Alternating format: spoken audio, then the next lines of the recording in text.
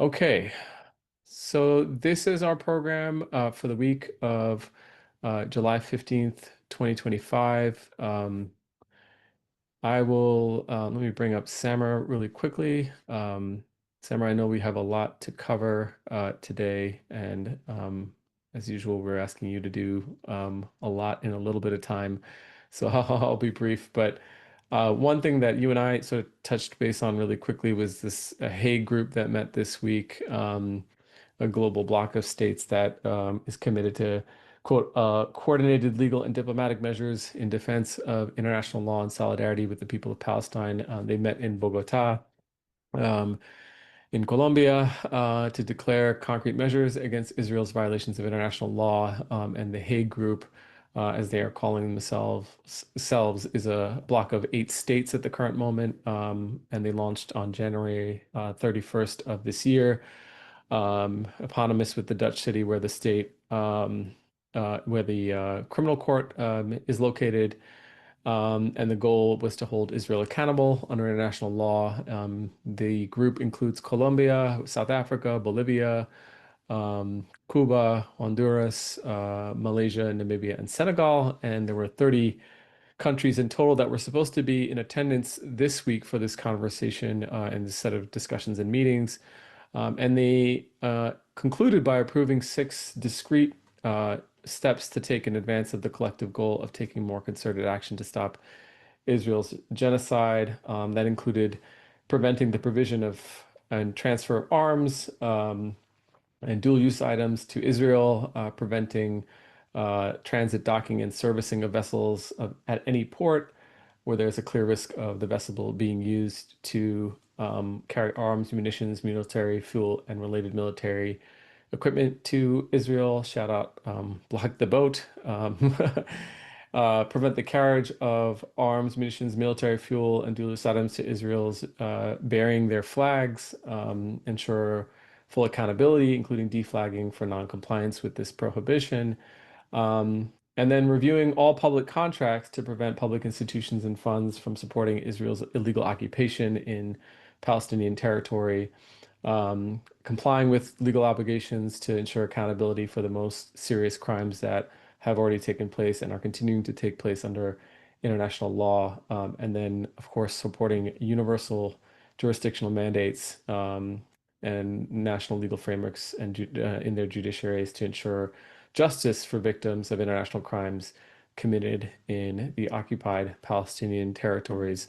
I know that it's easy to be cynical about actions by the various states at this point, but it does feel like this is a pretty comprehensive approach, and um, at least some attempt by states outside of the Western powers and the Security Council to take some action together and amplify their efforts in ways that, at least on its face, seem productive. So a little bit of good news amidst everything else, but just wanted to start out with that. Curious about your thoughts on that, and then a little bit about what you are hoping to cover with us today. Welcome back. Thanks, Thomas. Always great to be here. I don't know. I was really moved by this Hay Group meeting. It's not enough. Nothing is ever enough these days, but it's material, right? Like there are material consequences from this in ways that actually affect the bottom line of a lot of different countries. And I think we shouldn't discount that. It's not like the constellation of countries involved in the Hague Group, which was convened by Progressive International, to which AROC is a member. So this is all really exciting to see those pieces come together. But um, it's not enough, obviously, to like change the overall global balance of power, but it is setting a really important precedent, right? And like this not insignificant number of countries with not insignificant economic power, even the shipping thing alone, right? That you Yeah, can't use any of these flags the way the global shipping works, it's really complicated. Flags are constantly being swapped around and stuff like that. So it's going to cause a series of logistical costs for countries that are continuing to abet this genocide. So like, I don't know, that's big. It's a really big step, and this feels like a step towards future steps. So that really feels like something worth kind of celebrating in this moment. We don't have many of those. agreed. And again, great to have you back. Floor is yours. Thanks for being here and walking through us with all of the analysis today. Great. Thanks, Thomas. It's always really good to be here.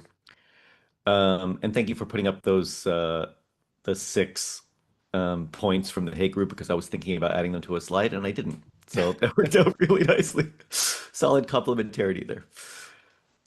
Okay, so jumping into the updates from the week, which I think should be up. I don't know if it's visible yet. Yeah, let me give you 1 second and then I'll put it back up. There you go. Take your time. Thank you.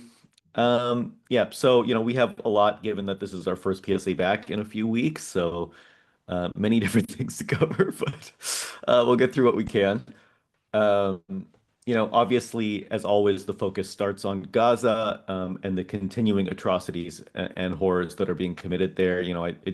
One of the things that like happens when we have a little bit of space between the PSAs is I think it gives a little perspective. Like, we always see this sort of incremental increase in the death count, but now like, just replacing this slide, I noticed that the death toll since our last PSA has gone up by over 2,000. And like it sometimes I forget, like we get so used to this like constant slaughter that like 2,000 Gazans being murdered by the Israeli military would in and of itself have been a scandal, a few years ago. And now it's sort of relegated to the point of business as usual and this really kind of I don't know, the way we all sort of get accustomed to it is just really horrifying. And I think, you can even just see in the curvature of that chart on the left, right? That like the acceleration at the rate of killing that has been happening lately, and particularly since the so-called ceasefire that Israel signed with Iran. And there's a lot to unpack there. We'll get into it. But the other resource that I just wanted to flag for folks was something put out by the Palestinian government. Not generally a super reliable source, but they do have this pretty great like infographic PDF, kind of like documenting the history of the genocide and the various ways that Israel is committing like various forms and various parts of genocide, like ecocide and femicide, and edgicide, like all these different sub pieces of the broader picture in quite significant detail. So I would definitely recommend people give that a look. Um, and so like, the broader context of what's happening in Gaza right now, is of course largely focused on uh, the continuing catastrophe with the aid deliveries and non-deliveries. So, even though the Israeli government was pressured by the EU into signing the sort of extra aid agreement where additional like trucks and delivery points that were outside of the Gaza Humanitarian Foundation. And we've talked a lot about the Gaza Humanitarian Foundation. So if you're new here, would recommend going back to one of the archive videos on YouTube if you're not super familiar with what an unimaginable horror show that institution is.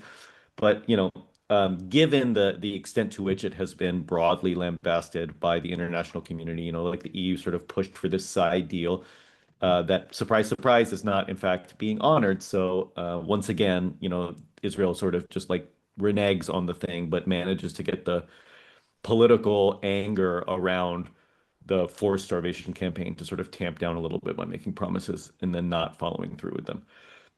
And meanwhile, we're seeing continued massacres at the Gaza Humanitarian Foundation aid sites, where I believe the last 3 days in a row have seen killings of like over a dozen people. And folks have seen this happen. I think during our pause, but a lot of uh, information came out from both U.S. military contractors and Israeli sh soldiers, showing that both of them were involved directly in the killings that are happening at these humanitarian sites. So U.S. contractors, Israeli military forces, and then the militias that are being armed by the Israelis, that the Israeli government is calling ISIS in Gaza. Those three groups, right, are responsible largely for what's happening here. And again, this seems to be sort of to plan, so no big surprises there in terms of how it's playing out. The continuing chopping up of Gaza is moving along a pace right now. A few months ago we talked about Israel building a new military corridor in Gaza, the Morag corridor that cut into Khan Yunis, like sort of in the middle. They've now built another corridor that branches off of that corridor called the Megan Ore. I think it's iron something something. So like just the continuing dissection of Gaza into these like separate pieces where people aren't able to move between them. Um, and in the context of that, it's worth noting that this sort of accelerated military campaign in Gaza by the Israeli military is once again failing, right? In ways that it has been failing for over 2 years now.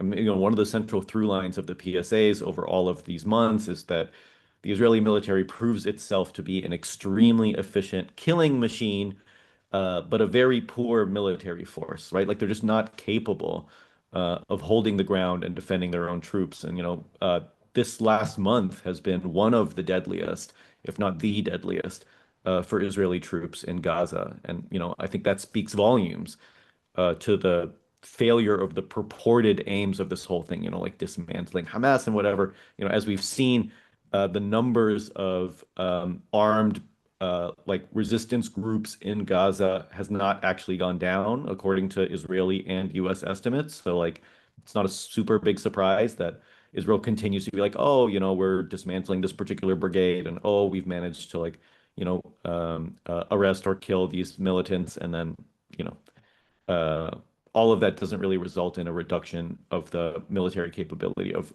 resisting that attack on Gaza. So just an abject failure in that respect, but obviously smashing success on the Israeli terms in terms of the amount of suffering and killing that they've managed to unleash upon the 2 million people in Gaza. The big piece, obviously, that has been happening lately is around this concentration camp that we've been talking about a little bit in past PSAs, but really accelerated over these last few weeks in the so-called humanitarian city, this Orwellian term for what is quite literally a concentration camp. And that's, not even in our words, that's the words of the former Israeli Prime Minister Ehud Olmert, who not exactly, a hard lefty in any meaningful way, and a very committed Zionist who has a long history of war crimes to his own name, basically saying this is ethnic cleansing, and there's literally no other way of describing it. This humanitarian city would be a concentration camp. And the plan here, is to move 600,000 Palestinians into the remains of what was once Rafah, which has been completely destroyed after, running roughshod all over Biden's red line all the time ago.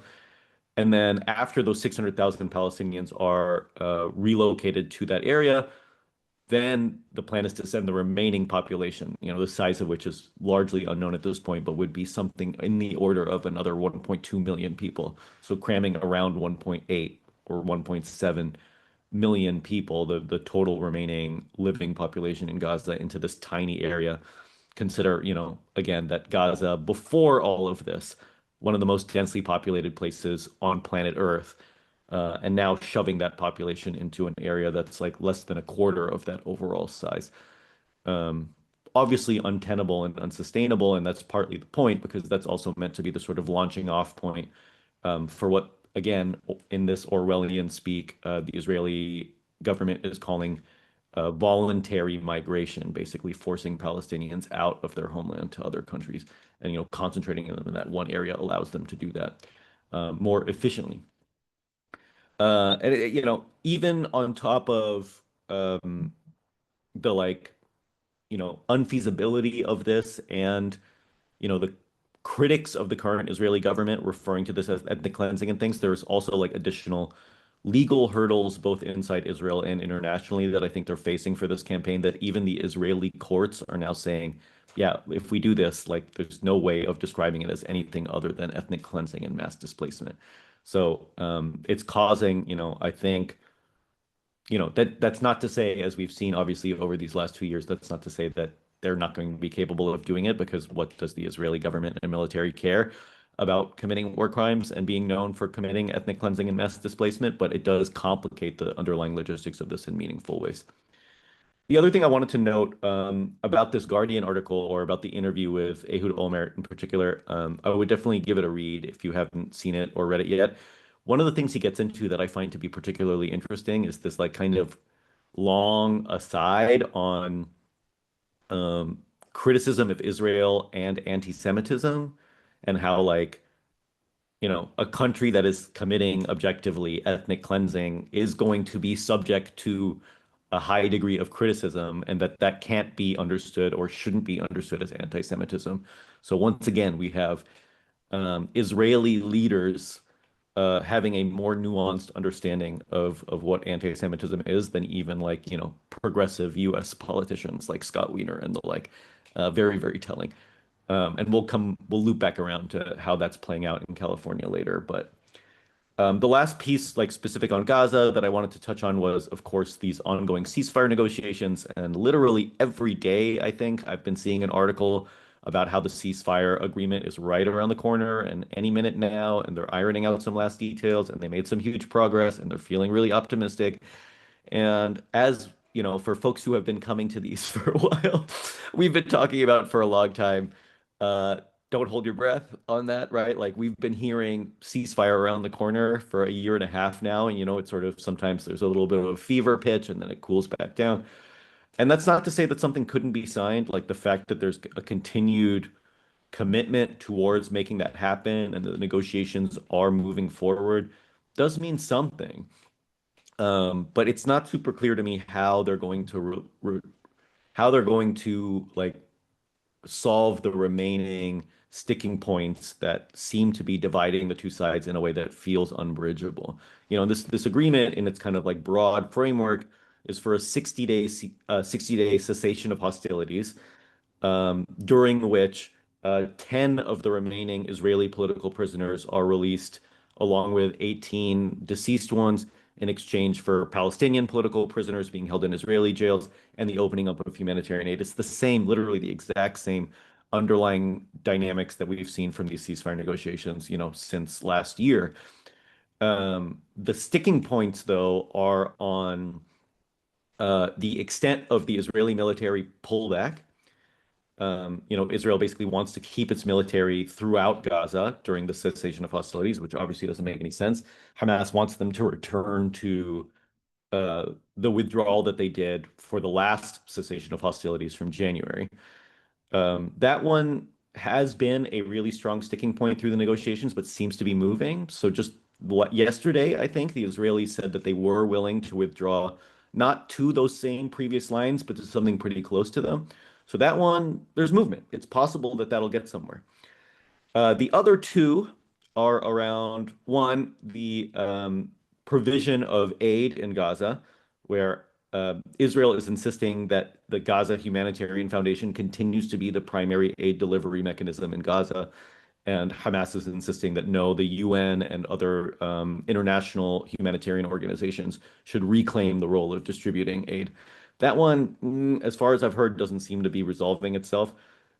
It's obvious, right, that the Gaza Humanitarian Foundation is part of the broader ethnic cleansing plan here. They're in on the game. So it's not super surprising that the Israelis are really committed to keeping their role there. The GHF, in addition to being the site of all of these aid massacres, in addition to being like structured in such a way that it's forcing tens of thousands, if not hundreds of thousands of Palestinians to migrate to areas where that aid is available. Again, that is a war crime. But now is also involved in the plan for doing this so-called voluntary migration, right? This like the mass displacement of Palestinians out of Gaza. So the Gaza Humanitarian Foundation is like the prime logistics operator for um, uh, actually getting people, like on ships to leave the country. So obviously Israel wants them to stay. So that piece feels really hard to resolve. I don't really know how that's going to um, like what compromise can be reached on that in this cessation of hostilities negotiations. It's not inconceivable, but it seems unlikely. Um, and it's worth noting that Israel has said explicitly that their plan would be to use this 60-day ceasefire to finish building their humanitarian city in Rafah. So, like, if the plan is to continue to, cut people off from the rest of the Gaza Strip and force people into this area to push them out, then like what kind of ceasefire is that, right? Like there's no way that something like that's actually going to get signed. So that second piece doesn't seem like it's moving. And then the third piece, I would say the biggest of all that hasn't moved as far as I can tell 1 inch. And I would say the biggest issue that has kept the ceasefire from being signed for all of this time is about what happens at the end of those 60 days, right? Hamas's very strong red line here has been there needs to be guarantees that when those 60 days end, Israel can't just go back to bombing and murdering like they did for the January cessation of hostilities, right? Where they just unilaterally decided, like, okay, we're done. Let's go back to the killing. And so Hamas is asking for guarantees that that can't happen, and Israel is asking for guarantees that they can do whatever they want at the end of these 60 days. And so that's unbridgeable, right? Like, where do you go from there? And there's talk once again, as we've heard previously, that Netanyahu is asking for and maybe getting a so-called secret letter from Trump that basically says that the U.S. will continue to support Israel if and when they decide to pull out of the agreement. And again, the existence of something like that makes the whole point of this irrelevant. So hard to imagine that this is actually going to work out. We might see something get signed. It's really hard to say, and there is movement here. But I'm significantly less optimistic than the news reports would are trying to convince me to be, I guess. But keep an eye out. Like things change very quickly, obviously. And then obviously the G word, like the big moving pieces on genocide that have been happening this week. The big one probably that a lot of folks have been talking about was the New York Times op-ed by Omer Bartov, the genocide scholar at Brown, I believe, uh, who wrote this op-ed in the New York Times. To my knowledge, and I could be wrong about this, but I'm fairly certain uh, the first time that the New York Times has allowed the word genocide to be used in association with what's happening in Gaza. Like even for paid advertisements, the New York Times won't allow people to use the word genocide. So it's a step. I think that alone is really meaningful in this moment. It's a really interesting article. I would definitely say that it's worth a read. It's particularly, I think, interesting given that Omer Bartov was one of the genocide scholars who earlier on in the Israeli attack on Gaza was saying that, no, I don't actually think that this is a genocide. And so he has come from that position to being like, okay, we really can't deny it anymore. Clearly, what's happening here is in fact a genocide. Um, and gets into what I think to be a somewhat misguided but nevertheless interesting assessment of what this means for like underlying Israeli national identity. So like, his position here, perhaps unsurprisingly, is like, how does Israel recover from the fact that it committed a genocide? Which like, not the point. Like you don't focus on the perpetrators of the genocide and like, oh, how hard this must be for them. Um, but I think nevertheless gets into what I think is a very interesting examination of what it means for a country that has established its entire identity as being born out of the horrors and the humiliations of a genocide and being victims of a genocide, who have then used that in a way like like weaponized and instrumentalized that past and that trauma and that history to then commit a genocide. Um, and what does that mean for your like underlying sense of national identity? And I think I draw a very different conclusion of what that means compared to what Omer Bartov draws. But I don't know. That might be a conversation for another time. And yeah, I also just wanted to note like the Amnesty International report about the EU's complicity in the genocide in Gaza, also an interesting report and worth a read. They call it one of the most disgraceful moments in the EU's history now. Also, I think worth spending a bit of time on. Moving out to the West Bank, folks probably saw the murder of a Palestinian American and another Palestinian. Like this got a lot of news, obviously, because this Palestinian American was, beaten and tortured basically for over 3 hours. And settlers stopped any like ambulance paramedics from reaching him to save his life. Um, and reflecting on that, I'm also, having read the Muhammad al-Kurd book before our event next week, really reflecting on like, the sort of like identitarianness and the politics of appeal and how we're so focused on the Palestinian American versus all the Palestinians. So I don't want to spend too much time about this, but those questions are bouncing around in my head, as I imagine they would be in yours if you've read that book and or are planning to attend the talk next week, which I really cannot strongly enough recommend that you do if you are in the Bay Area. But just to say, like a moment that sparked significant condemnation from surprising corners, even, friend of the show, Mike Huckabee, who, you know, like basically was like, oh, this an American citizen was killed in Judea and Samaria, and called it an act of terrorism. But like the fact that he would even call it an act of terrorism is kind of wild. Like he did that before almost any Democrat was willing to call it that. And so once again, just to show like the very, very, very low bar here for what it means for the U.S. to sort of condemn anything, including the murder of its own citizens overseas. Um, it's worth noting, though, that like, okay, thanks, Mike Huckabee, you're calling it a terrorist act, and then the response to calling it a terrorist act is asking Israel to investigate itself, which like great, we've all seen how that goes in the past. So obviously that doesn't actually mean anything, and nothing will come from this. Trump, reversed the sanctions on this like extremist settler movement as if there are settlers who aren't extremists, and those sanctions never really did anything anyway. So like um, impunity reigns as always in the West Bank. The other piece that I just wanted to touch on as it relates to Palestine generally is, of course, the sort of like what's happening in the internal politics of Israel right now. And there's so much here, uh, but we are just going to glance at it. And just to note that, firstly, um, Netanyahu's coalition seems to be fracturing in really meaningful ways. The two ultra-Orthodox parties pulled out of his governing coalition, which is not enough to collapse the entire government, but puts them in a really precarious place. And that's partly, I think, as a consequence of these ceasefire negotiations, but more as a consequence of the Haredi, like ultra-Orthodox military draft issue that has been bouncing around. And we've talked about many times previously on the show. So again, go back through the archive if you want a better understanding of that, or read an article. There's plenty. But also the ongoing corruption trial is happening for Netanyahu, right, in a way that I think, the last time we talked about the corruption trial, the day that he was supposed to be speaking at that trial or testifying at the trial was the day that he decided to bomb Iran.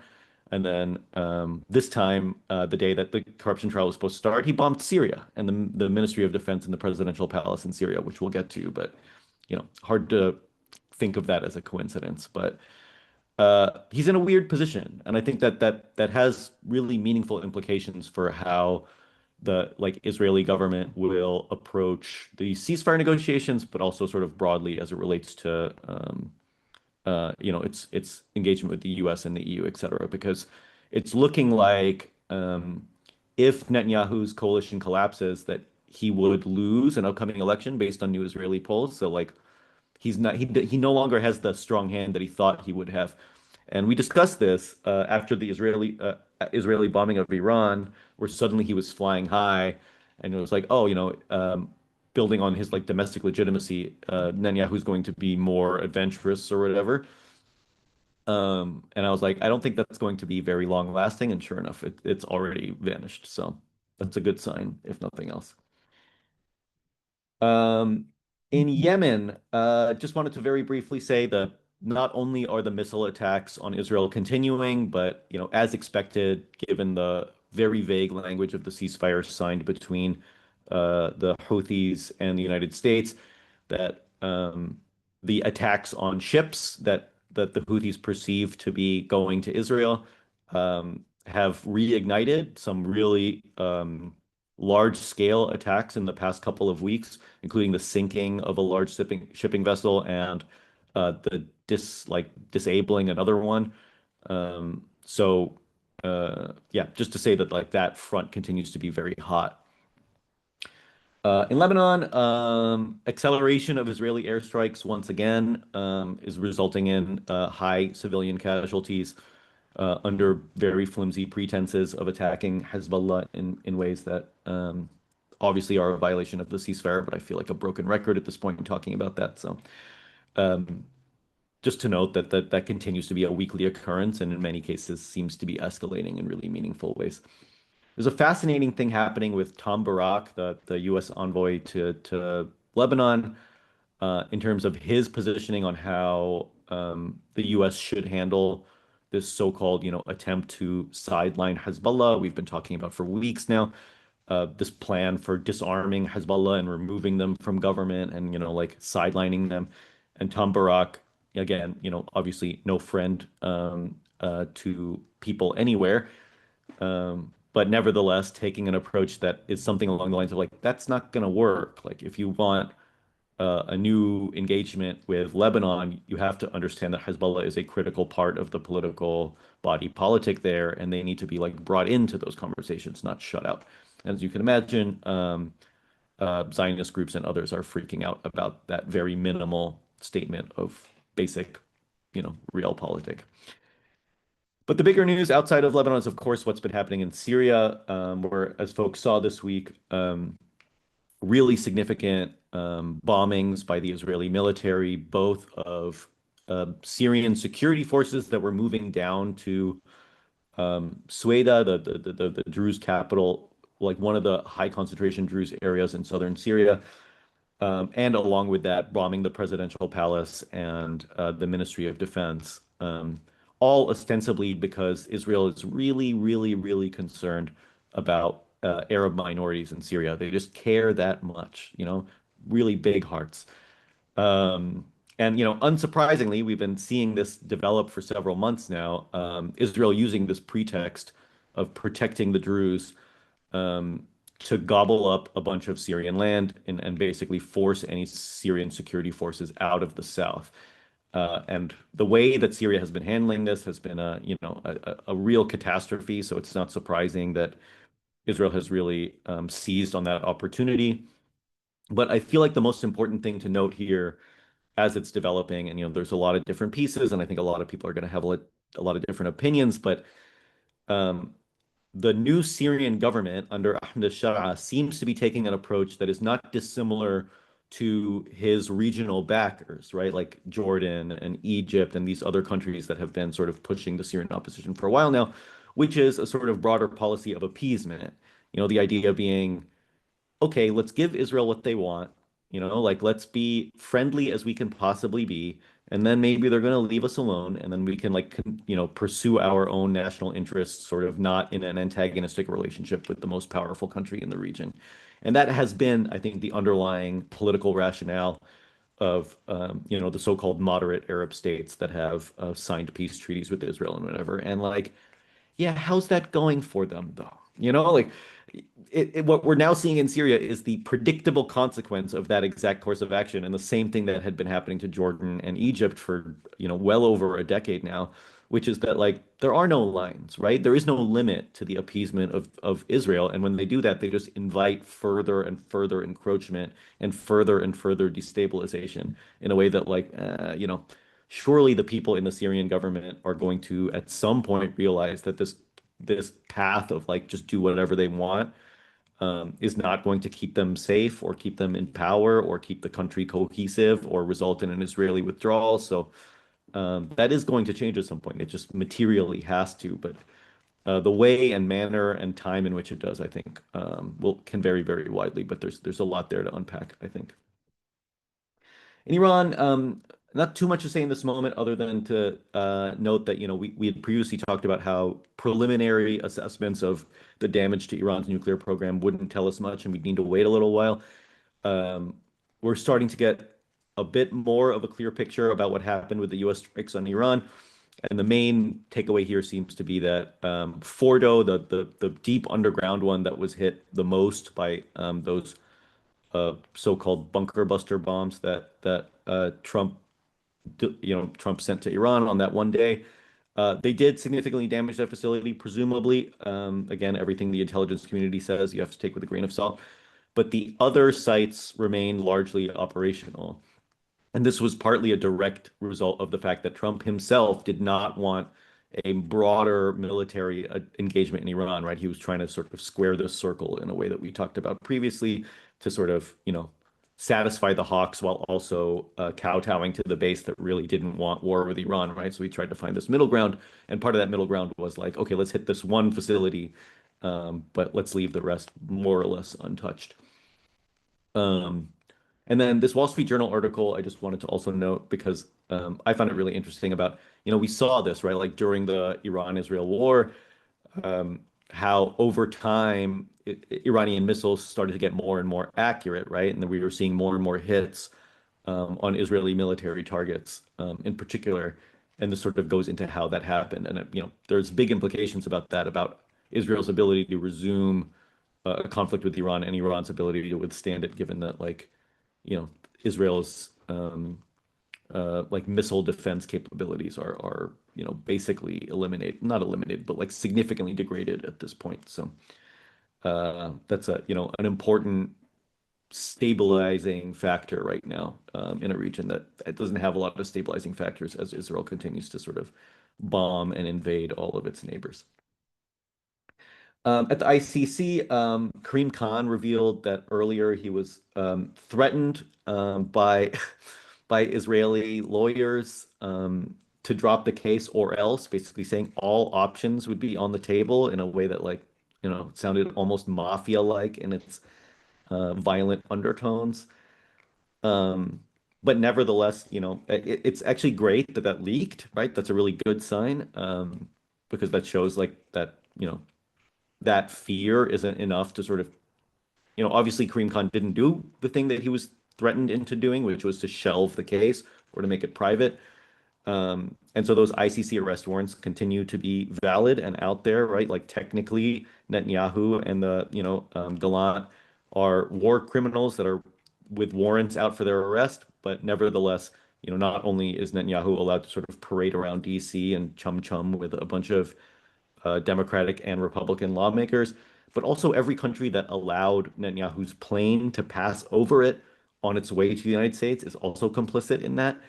So like it's really frustrating that these countries that have signed on to the ICC nevertheless are allowing this to happen, and we all know why that's happening. But it is worth noting that Slovenia, at least just this week, announced that they won't be allowing anything like that anymore. And if Israeli officials try to use Slovenian airspace or try to come to Slovenia, they would be arrested. Which it'd be nice if it was all of Europe and not just Slovenia. But it's something, again, a first step towards other steps.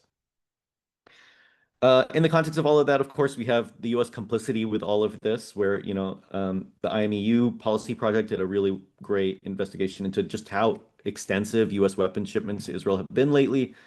Um, on average, one shipment every 15 hours for the last 20 months, just to give a sense of just how unimaginably large that complicity in this genocidal machine has been. And that's obviously not literally every 15 hours, you get one shipment, that's a bunch of shipments at once, but like um, just the extent of it, right? You're talking about tens of thousands of shipments of weapons, just really obscene. And we just saw literally yesterday the House Judiciary Committee, good old Jim Jordan, also a friend of the show, um, putting out a thing investigating NGOs that are anti-Netanyahu, like not even anti-Israel, but it specifically says the Biden-Harris administration's funding of anti-Netanyahu non-governmental organizations. And these are Israeli organizations that are, that Jim Jordan and others are claiming Biden used like USAID funds to like support the anti-Netanyahu protest movement in Israel, which like maybe, but just like absolutely bonkers that at this point they're going after civil society groups that are opposing a sitting president who is like, on trial for corruption charges too, not even, yeah. Anyway, I found that fascinating. And then to loop back around to the Hague Group, not a ton to say here because Thomas and I talked about it at the top. But those six steps I do think are really quite meaningful. The gathering itself, I think, is really quite powerful, and the framing of it, I think, is really quite powerful. I was really struck by Gustavo Petro's statement at the Hague Group saying, you know, Gaza is an experiment by the mega rich to show all the peoples of the world how to respond to a rebellion, of humanity. They plan to bomb us all, which like, yes, the Palestine laboratory, right? Like, that's exactly what this is. And we're already seeing the ways in which, this sort of boomerang effect, right? Like what's happening in Gaza is seeping back out, not only throughout the region, but obviously in the way that protests are being handled here in the US. So, uh, really important in terms of the precedent setting here. And then some quick BDS news. As folks may have seen, New York City, specifically under its current comptroller, Brad Lander, who, ran for mayor, and then, had a sort of joint voting campaign with Zoran Mamdani, has sort of quietly pulled out all New York City's investments from Israel bonds. Huge deal. It's been a long running campaign of like BDS activists in New York in particular.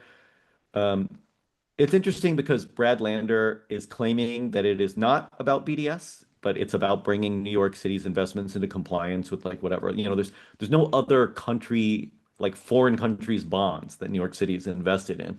So like he's just like, why would we be invested in Israel bonds and no other countries' bonds? Like we shouldn't be invested in any other country's war bonds. Um, and he actually, in a statement, saying like, this isn't BDS, and I actually don't support BDS. So it's a little weird, right? Like we don't know how to take that statement, but frankly, I'll take the win, right? Like this is a W. There's no question about it. Uh, and the fact that Zionists are so upset about this, I think, tells us the extent of that win. And whether he's being disingenuous or not about, calling out BDS, or if he feels like that's the thing he has to say, I don't care.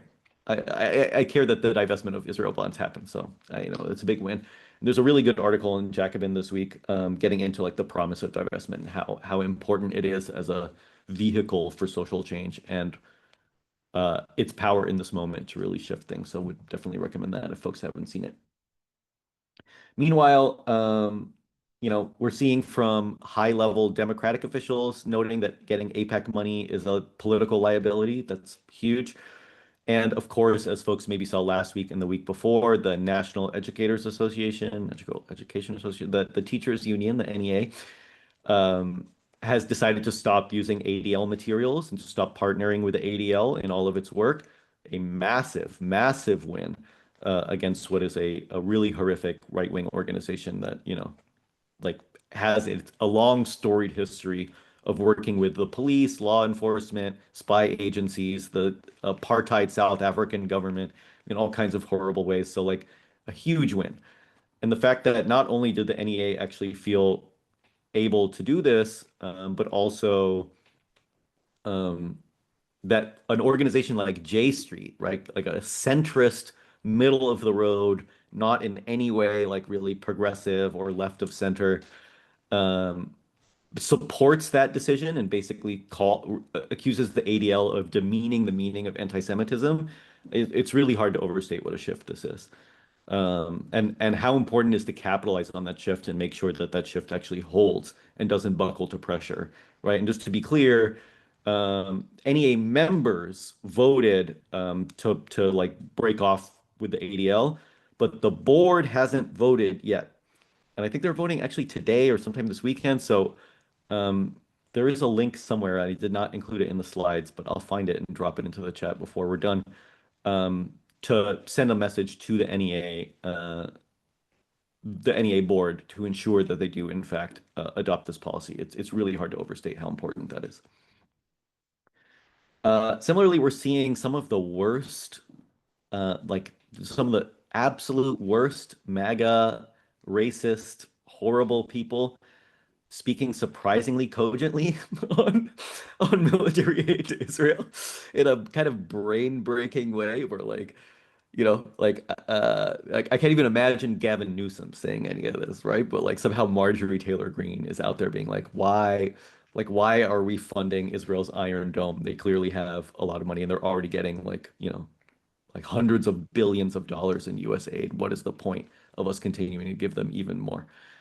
Um, and even Matt Gaetz, like talking about the Palestinian American who was killed in the West Bank, again in this like really horrible and very racist way per usual. But like this is a shift. This is a really, really meaningful shift.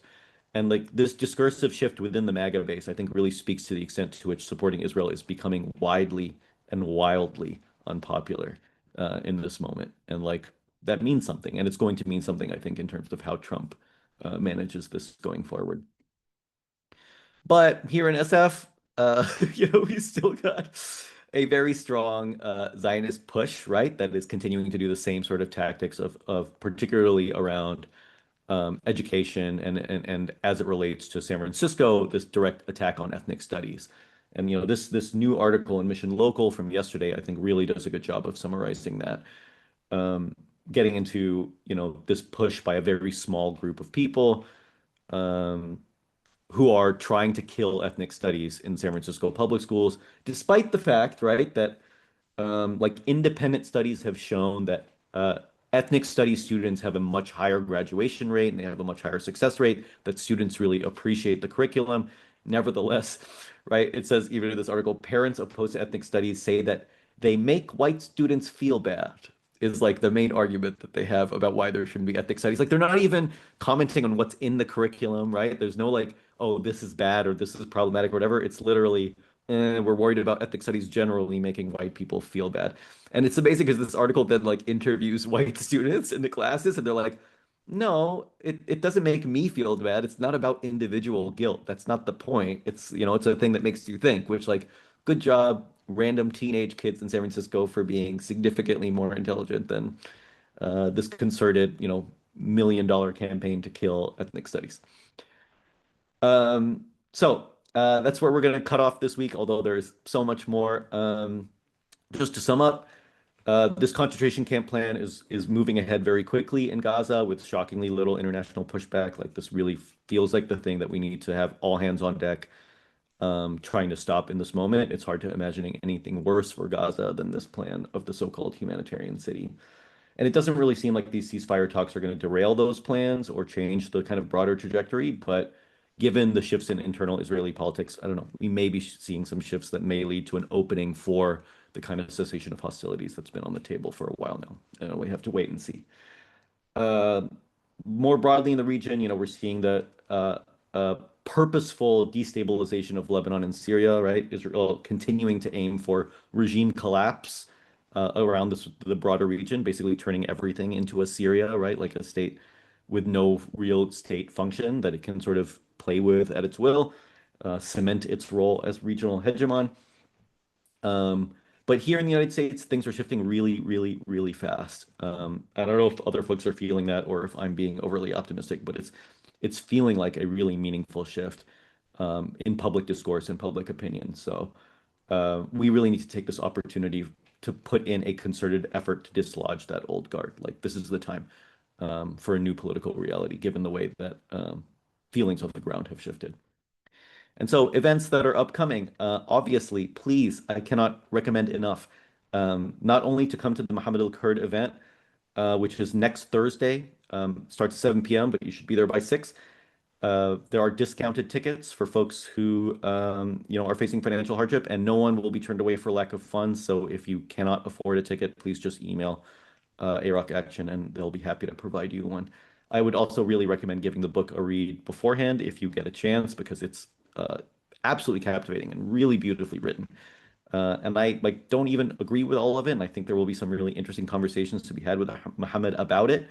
But if you don't have a book, come to the event, get a book, and have him sign it. That'll also be nice. And I really hope to see you there.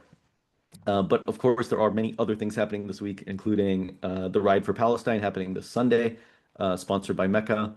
And then next week, a virtual conversation with Representative Delia Ramirez and Mahmoud Khalil about ICE abductions and blocking the bombs to Israel, like making those connections very explicitly. It seems like a really cool event. So we definitely encourage folks to attend next Tuesday at 7 p.m. Eastern, so 4 p.m. here. And if you want to hear about other events, please do check out the AROC calendar at bit.ly/Gaza events. If you want information on the PSAs and other things that AROC is doing, just text PSA to 833-633-0604. And then please check out the PAL Media Tracker. If you want to read some of the articles that inform this analysis, you can sign up for a weekly digest of articles related to Palestine by going to palmediatracker.com/sign up. And that's the end of it. Thank you all so much. It's always great to be here. Sammer, thanks so much. couple parting notes. One, I think it's if we thought to ourselves when we started doing these PSAs that we would be talking about concentration camps in Gaza and in the United States simultaneously, um, I don't know. Maybe we would have been like, well, it seems like an inevitability, but it's just incredible that we're talking about that in serious terms. And then, I would say note that you're probably throwing off the AI bots with friend of the show comments because Huckabee, yeah, I'm sure they'll be wondering why Huckabee is a friend of the show. But speaking of Huckabee, I think it's notable also that in the same week in which he made all those, he was the first to kind of call that the killing of the Palestinian American terrorist act. He also was in attendance for Netanyahu's criminal trial and in a show of support. And yeah, on the point about the ADL, I think it is incredibly remarkable NEA's decision, and also it should be noted that the ADL still, unfortunately, has some currency within the civil rights community. I mean, they're still part of the Leadership Conference for Civil Rights, and so there's still a lot of work to be done to get them sort of out of those positions of influence and legitimacy moving forward. So, but the NEA news is certainly a big deal and something to celebrate. Yeah, I think that there's a couple of other questions just about next week's event in terms of recording. It will not be live streamed, right, Sammer? It's going to be, but we are planning to record it and hope to have that recording available in some way, shape, or form sometimes afterwards for those who are not able to attend. But again, would encourage folks to do their best to come and join us there, and we'd love to see you. So we'll stick around for a few more minutes just to answer some questions in the Q&A. Otherwise, we will see you all next week. Thank you.